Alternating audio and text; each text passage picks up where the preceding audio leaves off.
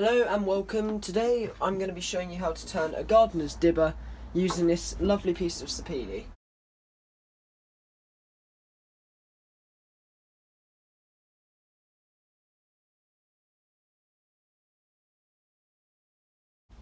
Alright, so we got a really good finish off the skew chisel.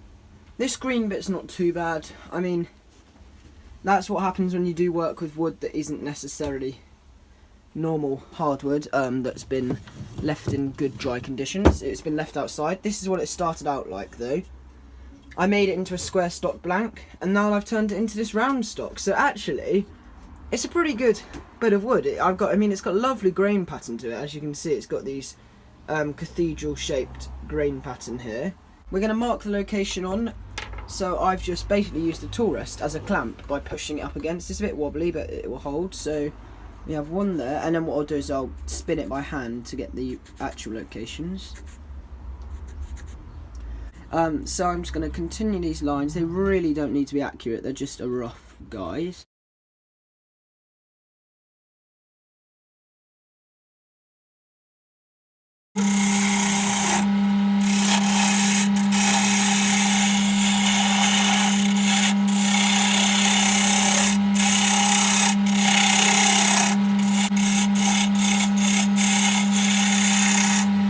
So it's important you don't go too thin here, otherwise you'll have nothing supporting the Morse taper at the end, the 4-prong drive at the end.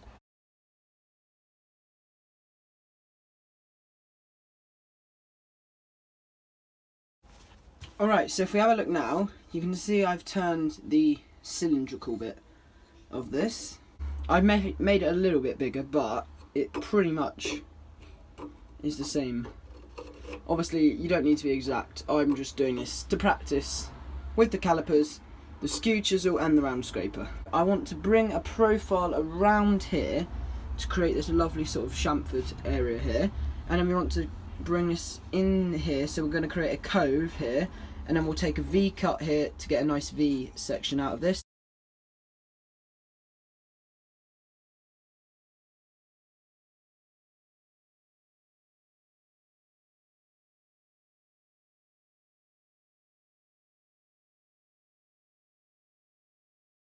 The high spot that's here, I don't know if you noticed, can you see that it goes up there? So this bit needs a bit of work on it.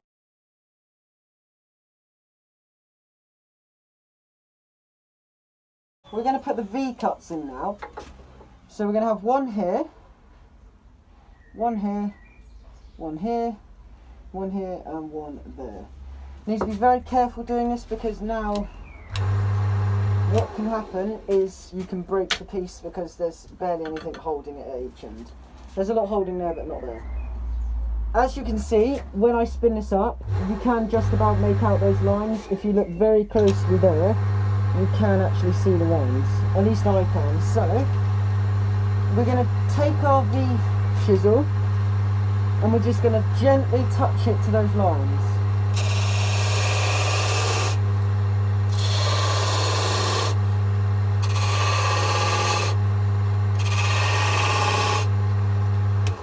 And the last one.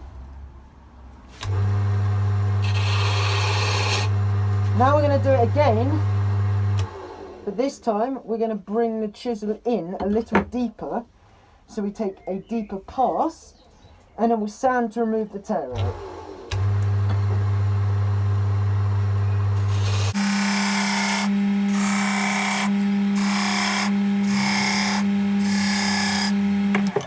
Alright, so move this out of the way.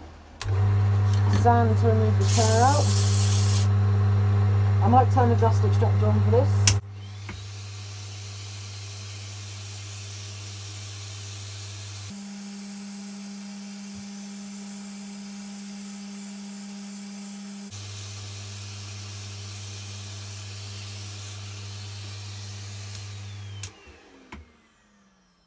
Alright, so as you can see, you can now see these no you can't, this is in the way. Let me move it out of your way.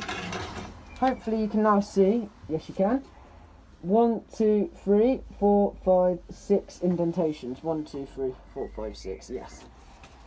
And we mostly removed this green mark. There's a bit here and it comes out here, but that's fine. Feels comfortable in the hand.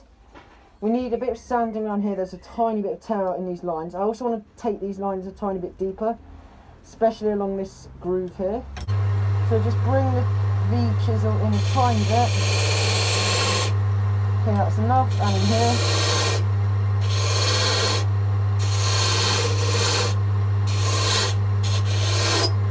Alright, so that's plenty.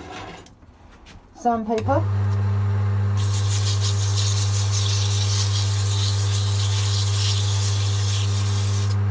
Put your dust extractor on. So that was 240 grit, so let's have a look at how that turned out. You could use 120 or even less, because it's only going to be a rough project, but I'm really happy with that. I mean, it could do with a bit more profiling here, which I might do, I'm not sure. But if we look at the original one, this is a bit fatter, but especially the handle. The handle's definitely fatter, but the actual body of the Gardener's Dibber is pretty much the same. Hopefully you guys can see better. I have removed the tailstock, the Taurus, sorry, from the banjo. Hopefully you'll now be able to see what I'm doing a little better. I'm not sure I will use Danish oil because it requires 6 hours of drying time, and I haven't got 6 hours, so Food Safe only requires a little bit, and it's a lot more water resistant. Yeah, yeah, I actually think I'm going to use Food Safe finish. Oh, and we spilt the finish. I always do that. Right, oh, look at the grain on that. It's come out really nice. Make sure you don't forget about the inside of these V-cuts we took, because that's actually where the majority of dirt and debris is going to get lodged into. And also make sure the one hand that you turn the wheel of the headstock in, you try and keep free of oil. I'm just going to hold it with a bit of kitchen towel. So, don't go all the way, because obviously you've got to do each end. The reason I'm doing this now before I apply the second coat is it will leave some marks which need to be sanded. So we've released the tension on the tailstock wheel.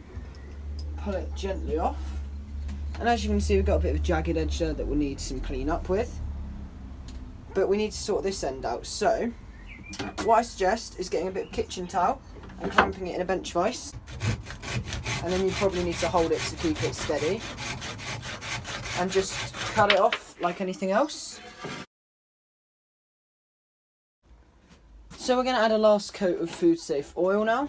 Put some oil into a bit of kitchen towel. Not quite that much, but that'll be fine. And just run it through, especially ends that you've just cut off. And then leave it to dry.